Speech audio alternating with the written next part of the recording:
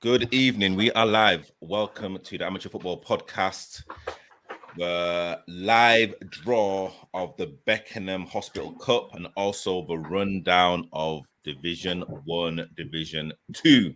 So let's go straight into the content. Division 1. These are the results. Leone Stars 1, Leone Stars 2, Metro Gas 1, New Park 0, London South Masters 7, and Sporting Santos 4, Independent 0. And this is how the table looks in Division 1.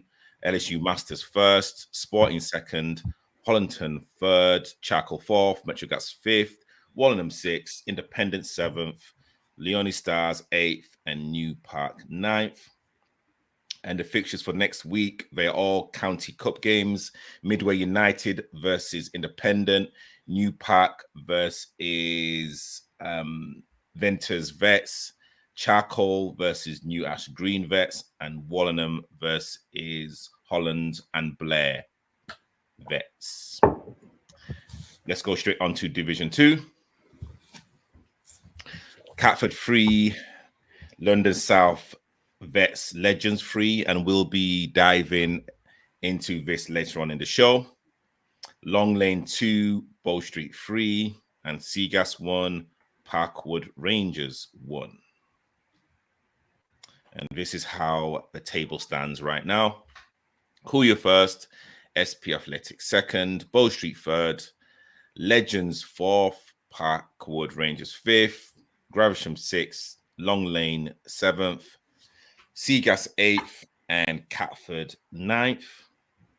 And the fixtures for next week, again, a mixture of County Cup and Division 2 games.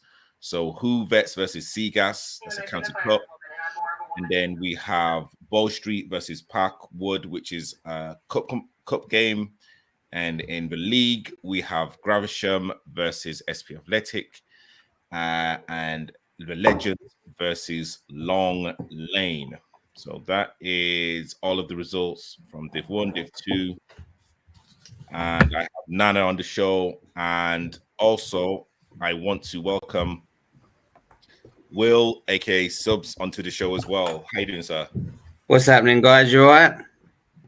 Good. How are you, Will? I'm itching to get going. So, again, we are going to talk about the Catford versus the Legends game yesterday that took place at Catford Wanderers.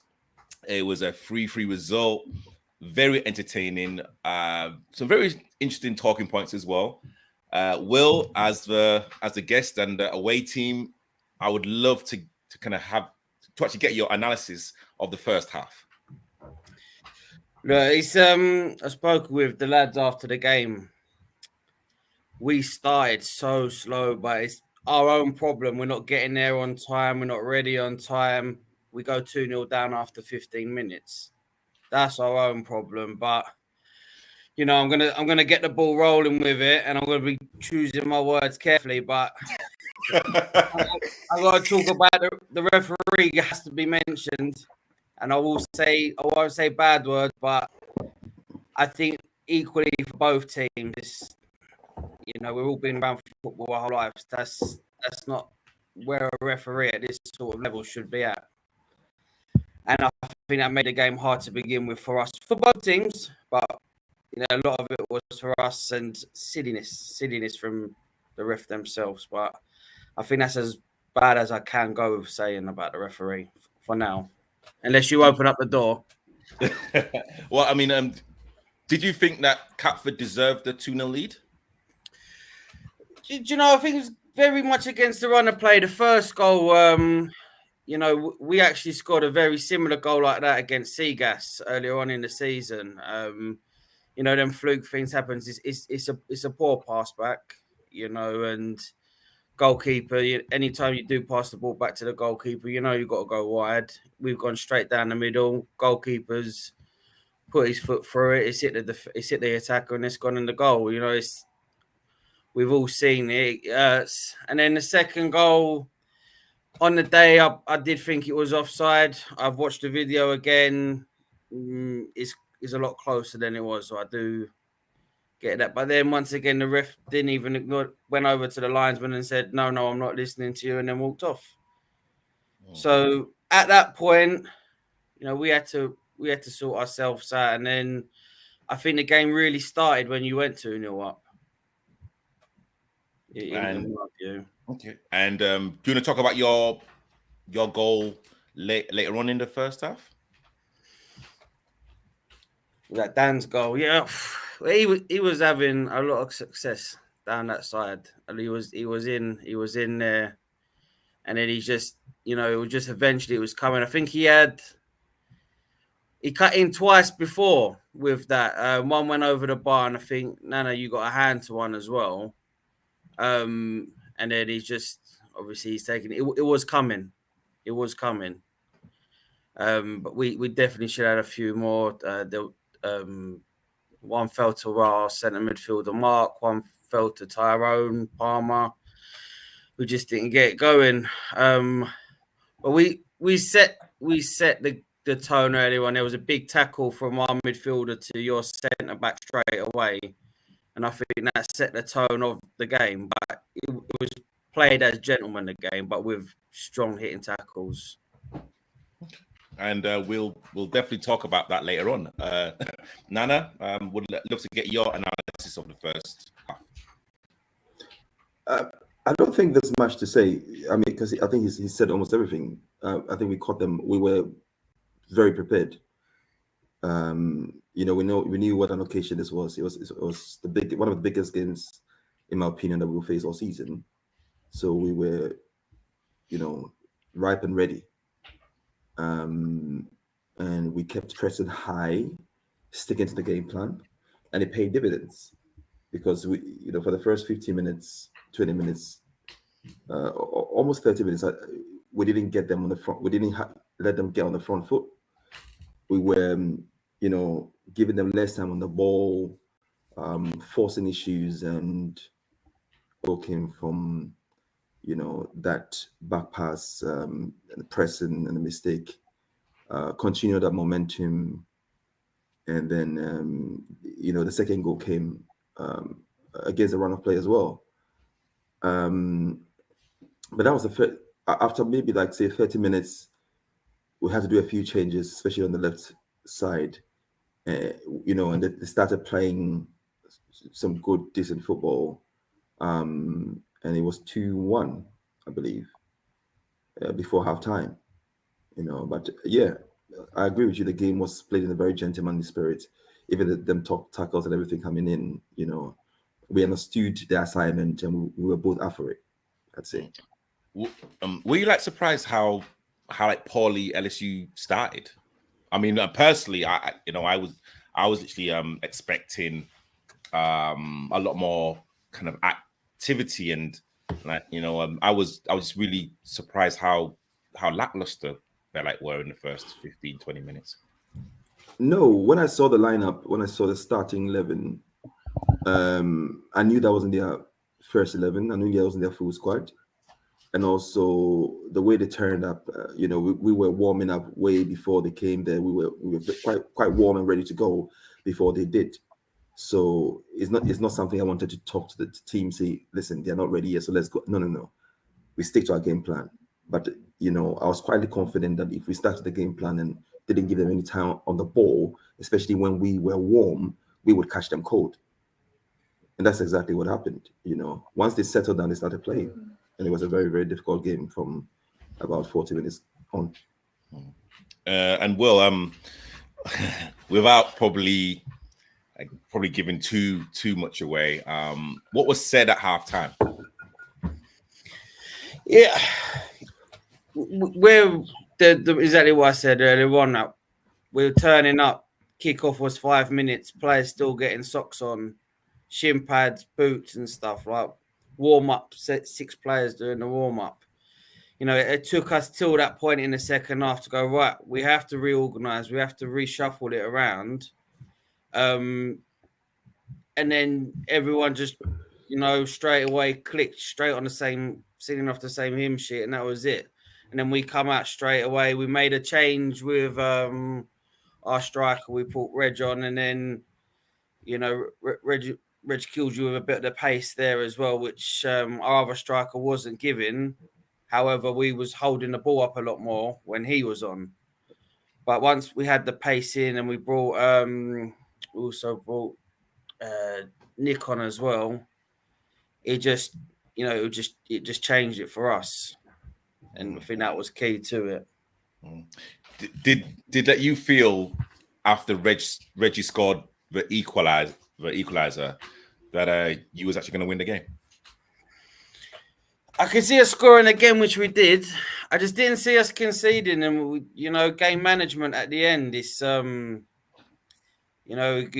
you shouldn't be really teaching this to. We're all over the age of 35. We know how to see out a game and see through a game. And what we should do is we literally just took the foot off the pedal for the last. Or is it you got it in the last 30 seconds? Emotions were getting high, getting involved in sillinesses with the refs and stuff, thinking we already won the game when we hadn't. But yeah, once I see that guy come off his left foot straight away, first time, bang, bottom corner, I thought, here we go. Then we went and got the other. But yeah, it just didn't happen. Like, it's me and Tyrone have been talking about Palmer. I've been talking about it all weekend because we do a kids team to under 14s team together, under 13s team together, and even today we were just like, I feel we should have won that. I feel we done enough to win the game yesterday. Okay. And Nano, what was said at halftime? And again, love to get your analysis of the second half. We had quite a few players injured and haven't played for a few weeks, so it was always a risk that at some point there will be a bit of a burnout. And it was evident that on our left hand side, Tyrone having a lot of joy, and that's why we decided to change a few things. And unfortunately, some players also came at halftime for us, so getting them up to pace with the actual game when it was full-blooded at the time was pretty difficult. But the changes that LSU made were very, very good. They had two strikers earlier on or two forwards who were actually holding the ball and not running into channels, which made it quite relatively easier for centre backs to deal with. But as soon as Reggie and the pacey forwards came on, it gave us a lot more problems. And as we started getting tired, there was not a lot of runners from our midfield or the wings going forward to pose similar problems to you guys. Which made it very, very delicate. So we just needed basically to weather the storm and take our chances when they came. We didn't have many chances, but when we eventually did, we took it. I think from how we started to the end of the game, I think it was a fair result. I actually think in the first half we should have scored more goals, which would have made it game management slightly easier in the second half for us, because we had our foot on LSU's next foot for quite a bit of the first half. When they were cold, when they started playing, it became a very, very even game, But if we scored a few more goals in the first half, it would have been different proposition in the second half. But that's how football goes sometimes, I think it was a good game, very keenly contested. Like I said, it was one of the biggest we'll play all season, and I'll take a draw, and we'll have the rematch soon enough. Yeah, and again, I have to agree on in terms of what Nana said, and also Will. It was a game of two halves. I think LSU scoring so late into the first half. I believe probably changed how we mentally went forward in the second half. And for me, when Reggie came on, it was a kind of different proposition. Again, like the movement, like the pace. Sometimes, you don't know if you should stay or go. Stay or literally try, or literally go go with Reggie. For me personally, and again, Will and Nana, I'd love to get your two versions of it. Let me start with Will first. Your equalizer from our corner. How did you feel when when that phase of play was just kind of beginning to unravel?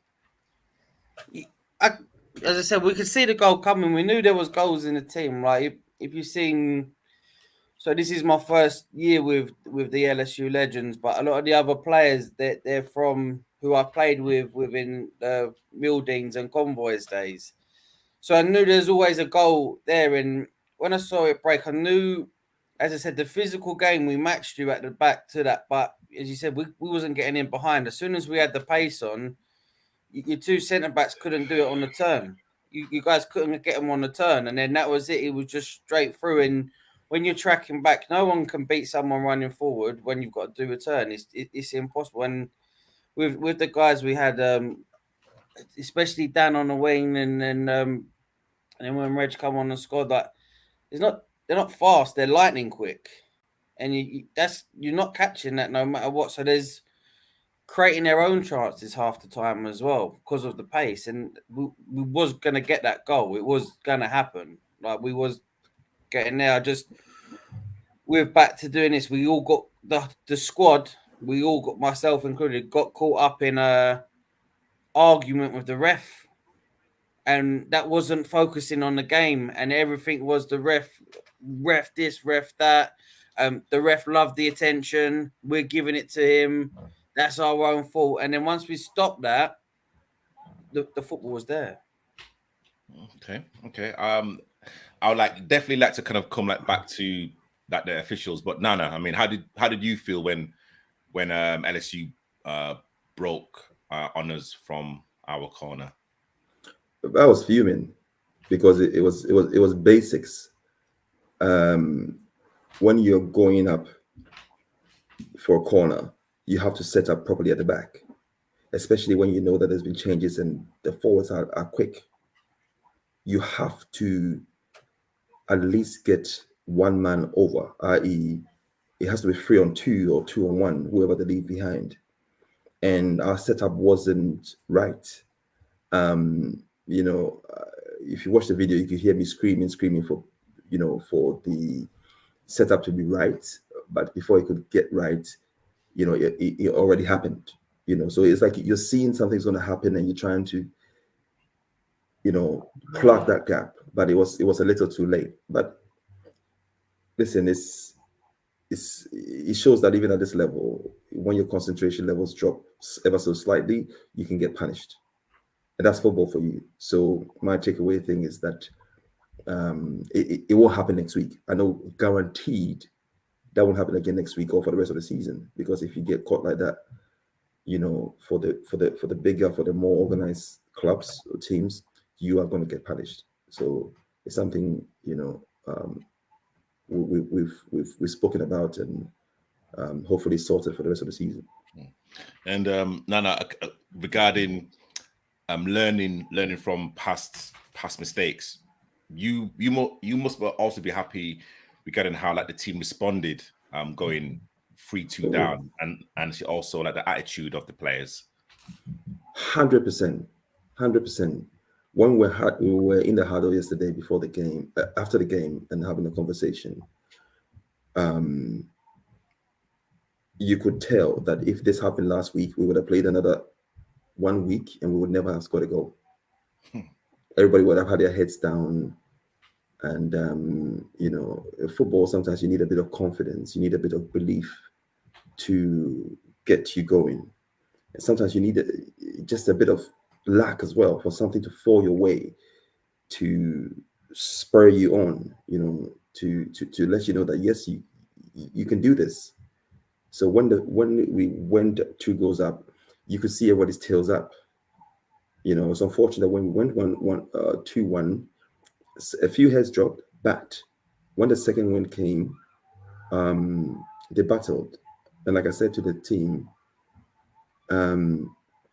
it shows that you can compete. It shows that when you come together to fight for one cause, you can definitely compete. if you believe in yourself, if you trust in yourselves, you can compete. And they did exactly that. I was exceptionally proud of every single one of them, because there was no hiding yesterday for me, as opposed to last week. There was no hiding. Scoring almost with the last kick of the game when people were tired, it showed that there's belief there, there's commitment there, and we can only build from that. So I was really happy with the performance yesterday. Yeah, we should have, considering going two goals up.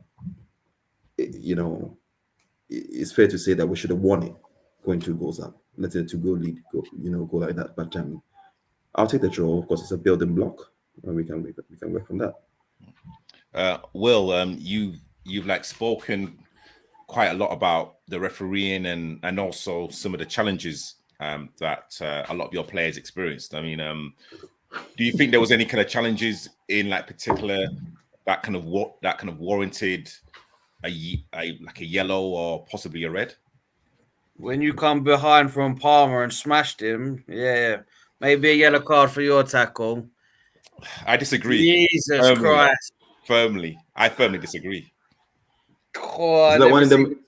Two-footed challenge not given. Jesus. It wasn't two-footed. Oh, you got the ball after you took Tyrone out. It wasn't two-footed. And again, like, I know what Palmer was trying to do. Like, Palmer wasn't hurt. He was just taking a breather for his team. And actually Wallet, and again, I can't remember exactly what the referee said, but he stopped the game because he felt that the tackle was too aggressive. And then I said to him, I said, so did I get the ball or not? So, because, if I didn't get the ball, then book me. And he looked at me and he carried on in terms of what he was doing. So, and again, like, hey, I didn't, and of course, exactly what Will said, that the game was played in such a great spirit. Your 26, honestly, he was so mouthy. However, there was that respect there. It was a fair and honest tussle. But I mean, again, hey, like if if you're gonna book a player for like a tackle like that, then I don't know.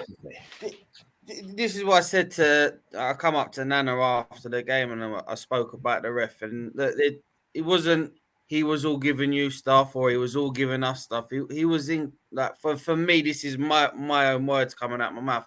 He was inconsistent and poor for both teams. But that doesn't make it fair, because there's certain things that happen in the game which I can't believe we got away with. Certain things happen in the game where I can't believe you guys got away with. The red card. Red card. Listen, that was a red card sending off. As in when when our player went through and again your like defender took down our player on the edge of the box, that's a red card offense. But this is what I'm trying to say is, if anything that happens to be a ref, like I ref 3 games today, but kids games, like I know how hard it is and stuff, but you have to have that bottle to make a decision. That's a big one. And if you're shying away from it, if this game was played against both teams when we was all under 35 and tackles like that were flowing and everyone's a bit more higher testosterone, a bit more young, a bit more, so that could have turned into a nasty game, because the referee's not making important calls and making the right choices, like whether it is a red card, whether it is a yellow card, whether it is a penalty, but just scared to make the decision. And it just felt like me, the ref just wanted to blow the whistle to start the game and wanted 90 minutes up so he could blow the whistle to finish the game so he could go and get paid. And I know that's hard for you to hear, Nana. I'm sorry. No, that's fine. That's just how I felt it was, because we had the same ref against Seagas as well. He doesn't want to communicate to the managers. I'm asking ref how long. Doesn't want to talk to me. Doesn't want to do anything. And he's just like, as a coach, I have that right. When one of my players are down, he never turns around and waves you on.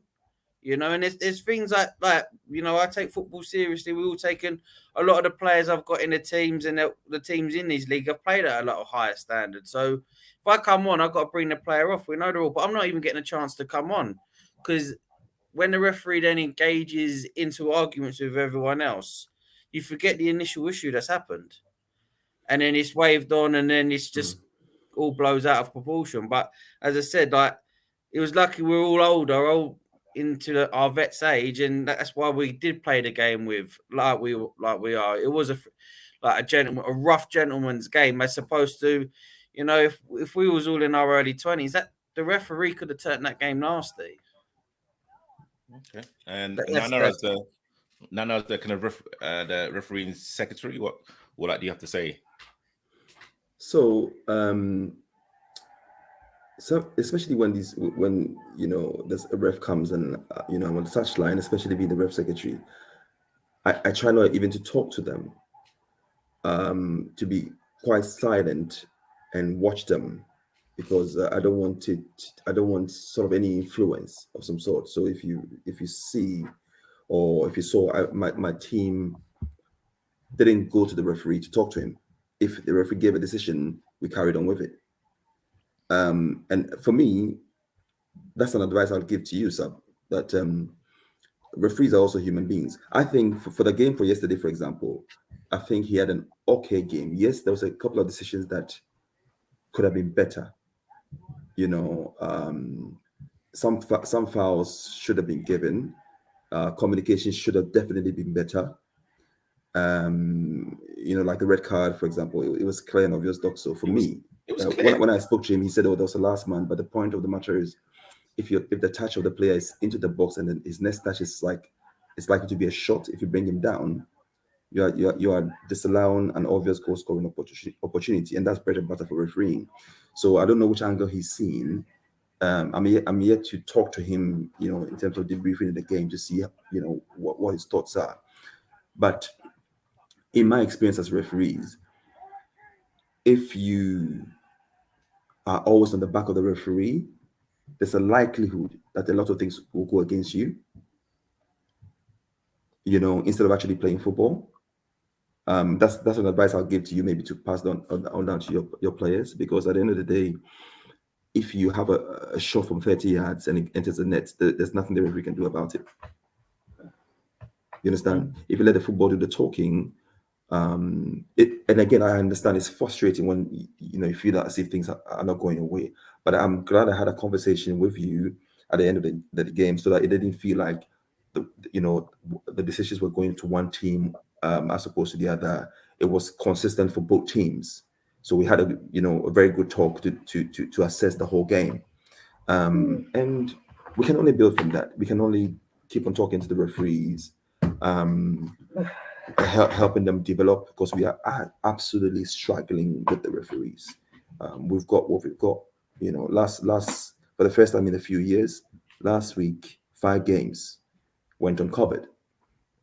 You see what I'm saying? So yes, we have to protect them, but yes, we also have to keep them to a very high standard for them to do a decent enough job for what they are paid for and for what they stand for.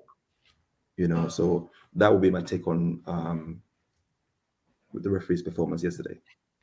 And Will, what was who was that, like the one stand-up player like Catford, and what did you take from yesterday's game? Your big guy, is it Ashley? I think you called him Ashley. Yeah. A lot of your balls will just go into him. I have a notepad when I'm on the side just to write things down, and it just consistently wanted to go to your player Ashley. I think that's your outlet, really. If he was on my team, I'd want him to have the ball. So that's what it seemed like. You want him to get on the ball a lot more. Yeah, that's the one player for you. What was the other question? And what did you take out from yesterday's game? What was your kind of biggest takeaway? As I said, what I've said a few times now, it's our preparation going into the games. We conceded an early goal against Seagas as well. if you're not going to prepare, there is that saying, poor preparation, poor performance. Yeah, and that's obviously a saying for a reason. Having said that, there's about 9 players out that we've got at the moment that could have started yesterday. So we're missing our squad depth. Even though the last 2 games we've only had 12, 13 men. Like next week we're probably going to have 20 hands up, 25 hands up. Our squad is strong. It's just a lot of people been on holiday. We've had a few illnesses, couple of weddings where a few of the players have all attended, and it's next week really we're going to have 18, 19 to select from, which is a good problem to have. And it's 18, 19 ballers. It's not a case of we just need to make the numbers up. It's 18, 19 proper ballers we've got in the team now. And Palmer's gone out and he's played with us when we was all in, as I said, for Convoys and Mildin. He's brought the best of that team that was from there.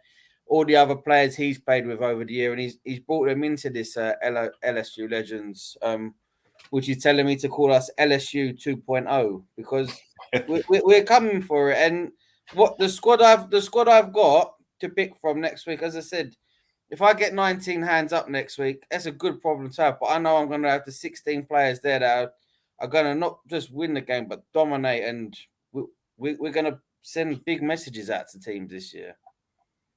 Interesting. And Nana, the same question to you. The one stand-up player for LSU, and what was your biggest takeaway from yesterday's game?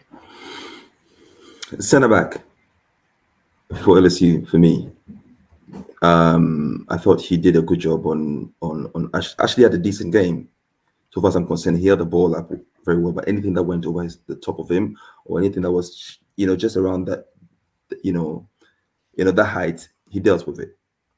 And that meant the ball kept coming back, every time he went over there. So that would be my standout player. I mean, others like Reggie and the winger who was on the skinny guy, left side. I think Dan. the one who scored the first goal. I think he was absolutely decent. But I think your centre back did well to keep the goal at 2-0 for the first half. If it wasn't him, it would have been a lot more. Second question was my takeaway. Biggest takeaway from yesterday's game. It's the belief that I felt that the boys had. I didn't see that last week. After the game, conversations tell you a lot of caliber, a lot of insight into what is about to happen next week. And it's easy for everybody to just pick up their bags and walk away and throw their toys out of the pram, say, why didn't this, why didn't that? But everybody's staying around, digesting the information, what we've just gone through, understanding and accepting the process, and thinking and making constructive criticism as well as suggestions for what to do next time. It's important for me as a manager to have that belief that yes, they're finally beginning to understand that yes, they can compete. This is a lot of people don't know that, but this is basically a brand new team. There's so many new players that are slowly coming together. So, for them to be there even at the end of the game and talk about things and accept things and accept their mistakes and carry on, and be prepared to learn and do better next week. We came, away from this game feeling like it was a defeat. And that gives you all the motivation you have for next week because you know that they want to put things right next week. And that's my biggest takeaway. Yeah. I think the standout players for me personally, for 26. I mean, again, like that was an absolute battle in the first half. Lord. He was again good, honest. Like he didn't shirk from responsibility. And again, that was an honest battle. I would say you're a number 5 as well in the center of the park. He's very mouthy. I'm not gonna lie to you. He's very, very, very, very mouthy. But 26 is mouthy. I've known him. I mean, literally 20. I said 26. You used to love repping him, Nana, didn't you? I mean, absolutely hate repping him. He plays for Millbean. Yeah. So we've had encounters loads and loads of times. Yeah, but trust me.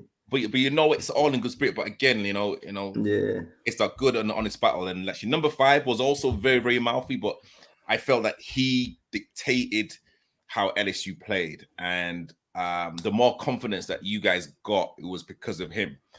And also, I have to say, Tyrone Roberts on your right side, especially in the first half, really kind of putting some, delicious, crosses in. Hey, I was, again, I think if he can get fit, amazing. And again, exactly what Nana said. I think both of your centre backs were like really solid, especially in the second half. I even spoke to one of our players. Even though it was a 3-3 game, both defenses played really well. I mean, it's crazy to even say that, but both, there was like nothing that any of the back 4 / back 5 could have done regarding like all of the goals. So that's a kind of testament to the kind of selflessness and the kind of passion and the aggression that both teams showed yesterday. But I mean, again, I do expect LSU to be thereabouts, and also Catford as well. We have players missing, and exactly what Nana said. It's a new management regime. It's a kind of new style of play, and again, it's a huge improvement from the previous week as well. So all is good. All is good. But Sub, honestly, thank you so much for like coming on. No worries, anytime. Trust me, I will be getting you on a lot more. Blessings, Sub. Cool. Blessings, brother. Thank you. We'll meet again soon. See ya. Big shout out to Subs right there. So let's go straight into it. I saw a comment before. When is the draw? TB, we have the draw coming up right now. And again, thank you everyone that's been tuning in. Actually, Nana, before we begin, do you want to kind of talk about or kind of explain the reason why, now we're just only doing the Beckenham draw? Yes. It's all been, as we said, this season about transparency and accountability. So we intended to do the Junior Cup and the Chairman's Cup, as well as the Beckenham Cup tonight. But unfortunately, due to issues of miscommunication, the Junior Cup and Chairman Cup had already been done by the fixtures secretary using there's a full-time app which is automated. Again, you put the teams in the draw just as we're about to do, and it just churns out the clubs and sets up the draw for you. Obviously, that was done live, but it has been done, and it's been posted onto the website. It won't be right to change it. So I can apologize to all the clubs from Division 3 going down to Division 7. But the draw has been done for the Junior Cup and the Chairman's Cup. It's online, and we are going to concentrate on the Beckenham Cup now. It's just something that we have to continuously learn from, and communicate better, even as a committee, to get things popping. We want to bring everything out there in terms of transparency, in terms of honesty, and then just get on with it, So that's the reason why we're doing the Beckenham Cup today. Cool. All right, so let's go straight into it. So let's see. Hopefully you guys can see the screen. Let me Make it a little bit different right now. Hold on. Can you guys see the screen? Yep, I can. Yeah. Let me make it a little bit bigger. Let me hold on right there. Let's go like that. Yeah, that's fine. That should be right. Yeah. All right. So let me just kind of read out the names. Before you do, so please let me Okay. quickly say. So the Beckenham Cup is an external competition. Not unlike a county cup.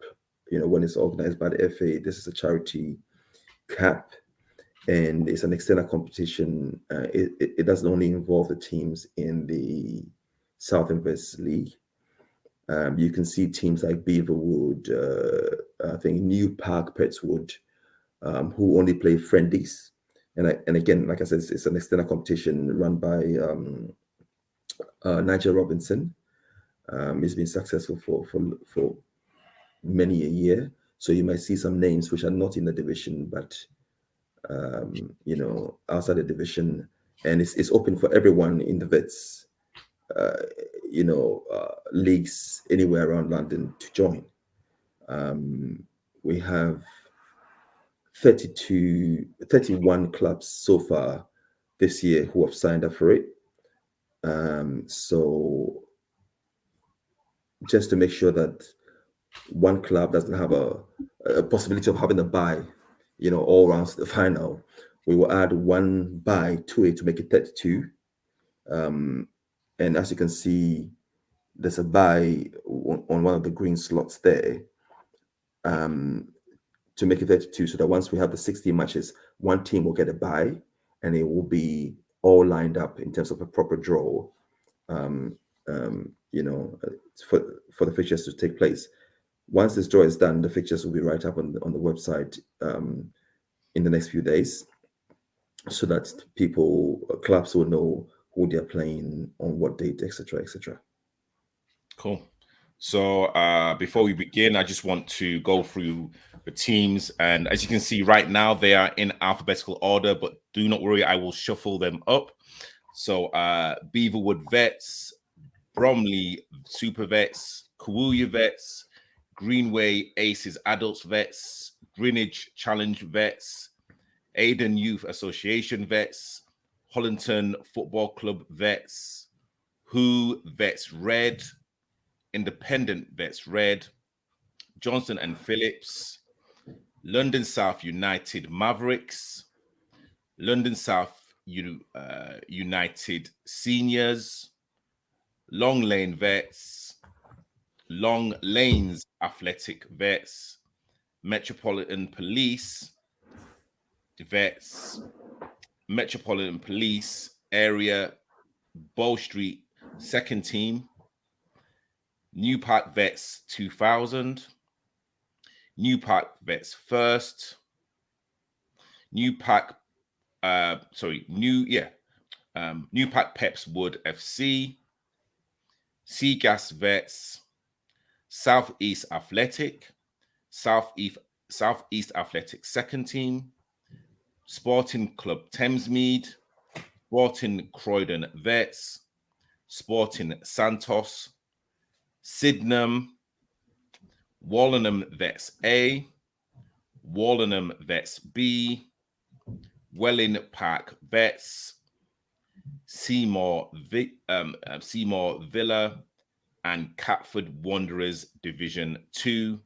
And as you can see at the bottom, there is a bye. Nana, are you kind of happy with the teams in there? Yeah, absolutely. There's a lot of teams in there. Unlike, I think, the Senior Cup when we did the draw, when we had to put almost 14 buys in there. There's 31 teams in there, which is quite healthy. So it looks like it will be a good competition. Anybody coming out on top would have gone through their paces to be able to win that trophy. So yeah. Okay, great stuff. So I am going to click the shuffle, and as you can see, the names will change in here. So it's not going to be in alphabetical order, and of course, it's going to change on the wheel. So I'm going to press the shuffle 5 times. 1, Yeah. So 2, Therese, yep, 3. we are not seeing the screen is not moving. Oh, you know.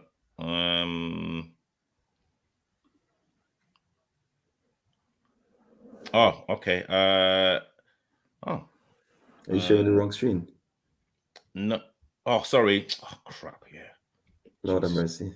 Jeez. Yeah. Jesus. All right. Hold on. I know you're a little slow, but you don't have to show everybody every time. Sorry. Okay.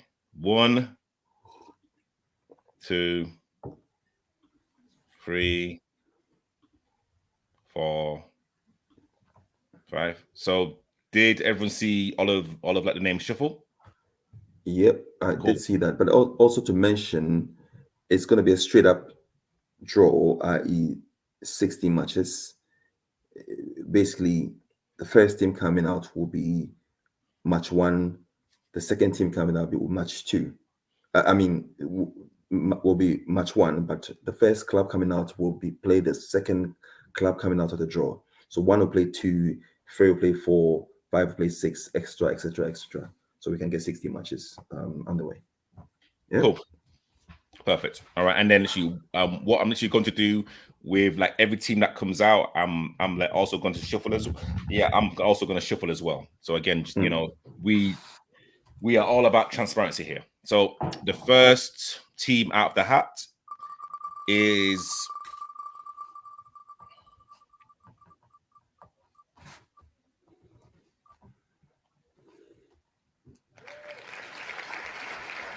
Cool, your vets. Shuffle that once. And they will play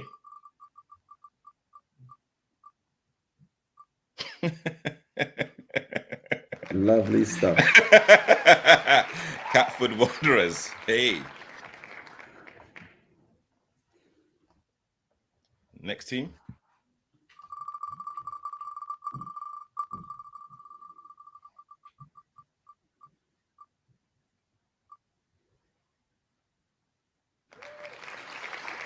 Hayden Youth Association.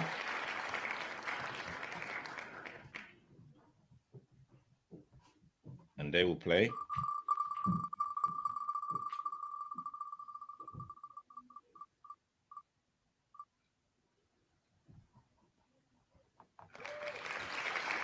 Hollington Vets.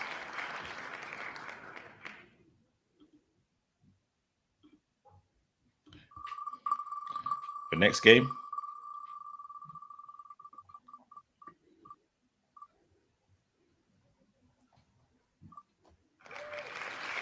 Seymour Villa.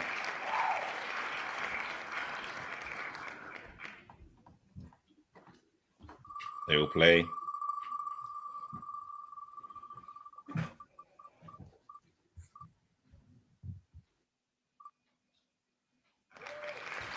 Independent Vets Red.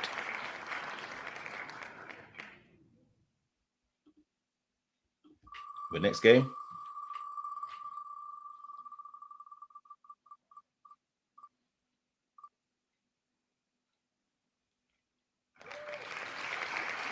Sporting Thamesmead.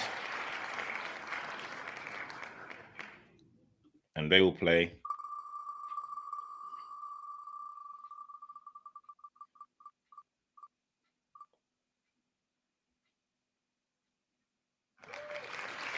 London South Vets Seniors. So it's the senior team.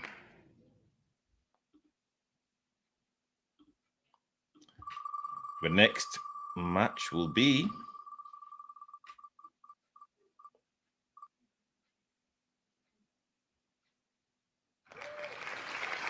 Southeast Athletic second team. And they'll be playing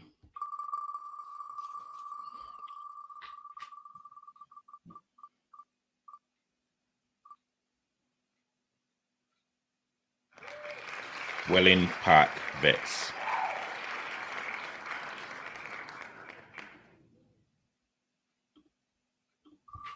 The next game.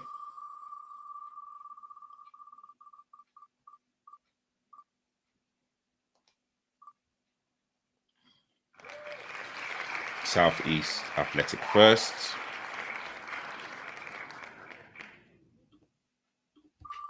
And they will play.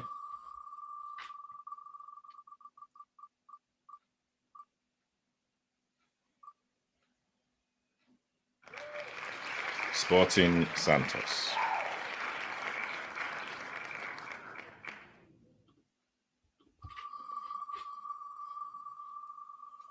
The next fixture.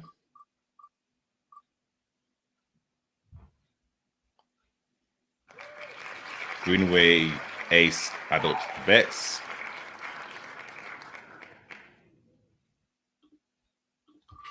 And they will play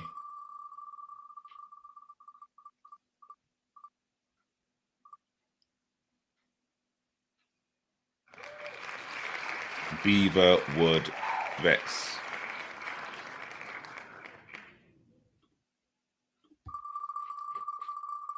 The next fixture.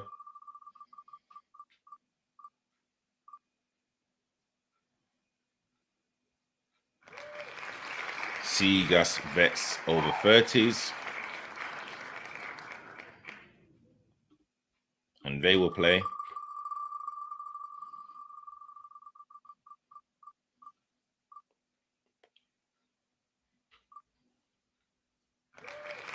Bromley FC Super Vets.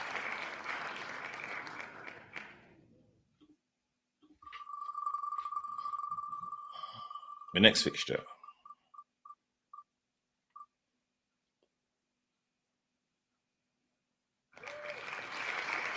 So this is a bye. So whoever comes out next will get a bye to the next round, right, Nana?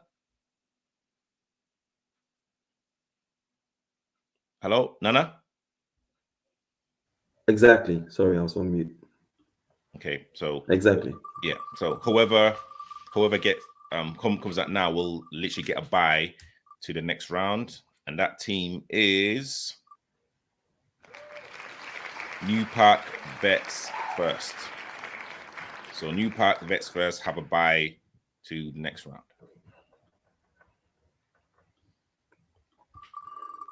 Next fixture.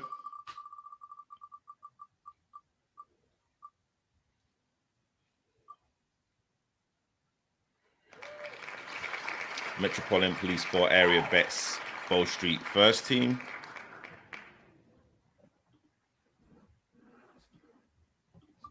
And they will play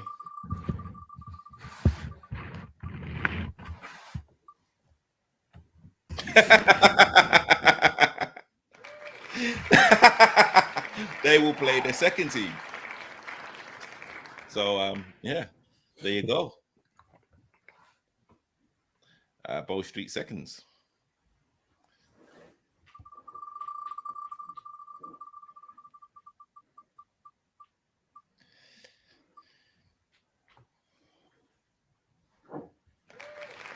Johnston and Phillips Vets 35s. They will play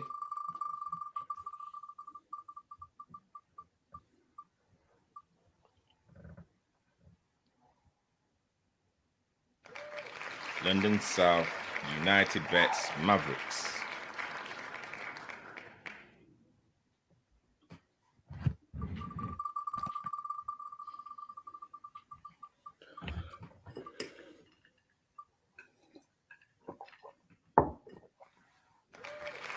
Wallenham Vets B.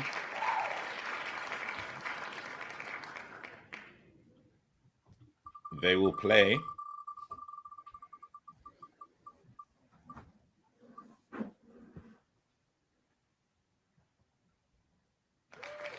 Greenwich Challenge Vets first.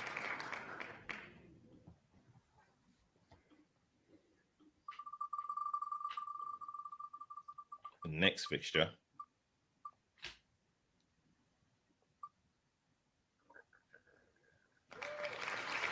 Sporting Croydon Vets they will be playing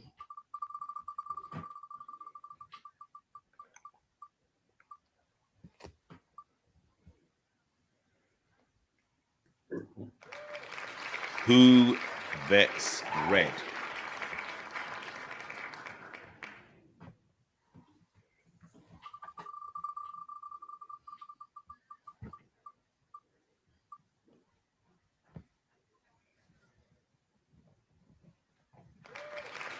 Sydenham Sports Vets at home. They'll be playing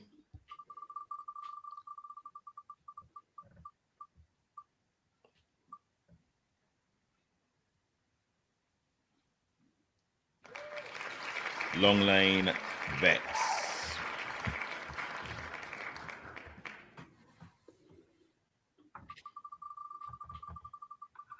Two more fixtures left. At home, it is Wallingham Vets first team.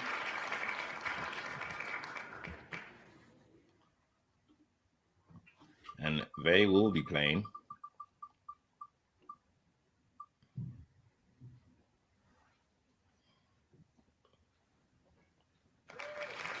New Park Peps Wood FC. And the last fixture, let's see who's actually going to be playing home.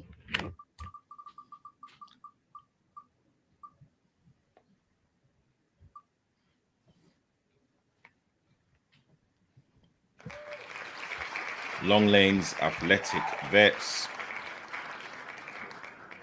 Of course, that leaves New Park Vets for only team vet. New Park Vets 2000.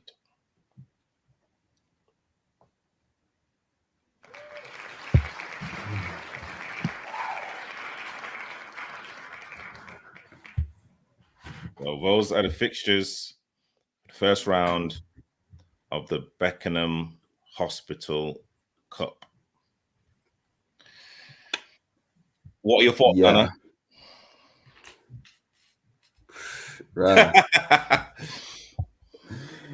Well, I'll just run through the fixtures again, so that if you just joined us, you can get a sense of who your position are and where you'll be playing. So, match 1 is Kawuya versus Catford. Match 2 is Hayden Youth versus Hollington. Match 3 is Seymour Villa versus Independent Reds. Match 4 is Sporting Club Thamesmead versus LSU Seniors. Fixture 5 is Southeast Athletics Second versus Welling Park. Match 6 is Southeast Athletic First versus Sporting Santos. 7, Greenways Aces versus Beaver Woods. Beaverwood, I think, are an external club. They only play friendlies. Match 8 is Sagats versus the Bromley Super Vets. Match 9, New Park First have a bye. Match 10, Bow Street First play Bow Street Second. 11 is Johnson and Phillips versus LSU Mavericks. 12 is Wallingham B versus Greenwich Challenge. 13 is Sporting Croydon versus Who Vets. 14 is Sydenham Sports versus Long Lane. 15 is Wallingham First Team versus New Park Petswood. Again, New Park Petswood are an external club. They also just play friendlies. And then the last fixture is Long Lane versus New Park Vets 2000. That's the second team. Thank you, Nana, for officiating and kind of getting all of the teams to me, and also thank you to say the founder of the Beckenham Hospital Cup as well for allowing us to actually do the live draw. I guess you don't know when the first rounds are going to be played. I will let you know ASAP. I mean, I'll put it on the South West Football League website. But also when this is put on full time, it would have the dates on there. Yeah. Cool. Nana, thank you so much, and again, thank you again for sacrificing yourself to going in goal for like Catford. The third goal was a little bit suspicious. I think we've all we've all said, I wonder what Nana saw in the sky. But hey, you know what? You are one of the only people that are that's actually willing to put on like the goalkeeper's gloves. So we all appreciate you, man. We all appreciate you. The Beckenham Cup is on the 11th of November. 11th of November. Cool. Yeah, that's the Beckenham Cup. And to answer your first question in terms of I'm not even talking about the goalkeeping stuff or the goal stuff. I'm talking about the draw. Obviously, I think it's very glaring in terms of the first round. Who's had the toughest draw? It's got to be Catford and Kauai, man. It's got to be Catford and Kauai. Yeah. I mean, Kauai are in scintillating form right now. But again, we're like looking. Fire. We're in fire. But November, a lot of things can change from now until then. Let's like see exactly how like both like teams kind of go into the game. I'm sure that I'm not gonna say that you're gonna have you're gonna have a game plan, but it's kind of something now to kind of definitely whet your appetite, so to speak. And is there anything that you want to talk about your kind of goalkeeping prowess yesterday?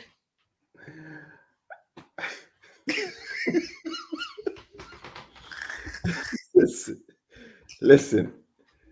If anybody else wants to put the gloves on, I'm happy to stand on the sidelines and do my thing. You see, because the bruises you get in the ribs, on the shoulders, and the hands is no joke. It's no joke. Played well. You played well. But, it is what it is, Mike. I mean, I don't like conceding goals, but it is what it is. If my defenders defend well, I don't concede. Big shout out to Nana. Again, please go and follow him on Instagram. I will literally put all of his details in the show notes. Thank you, everyone that's been following, and thank you again for all of the comments. We will be back next week, 8 o'clock, Sunday, live. We'll see you guys then.